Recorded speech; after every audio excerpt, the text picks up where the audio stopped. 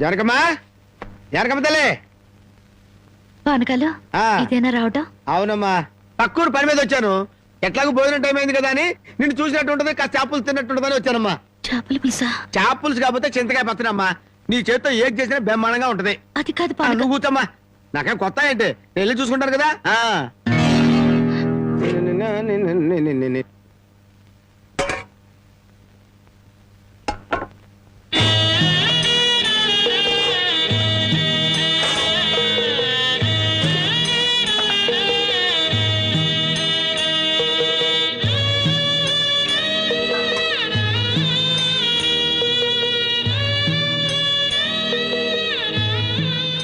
ఏమ్మా, అన్నం వండలేదా?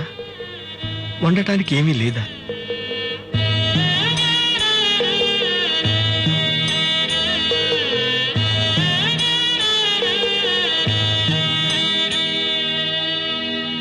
పానకాలు, ఈ విషయం అమ్మా నాన్నకు చెప్పొద్దు. నీకేం తక్కువమ్మా?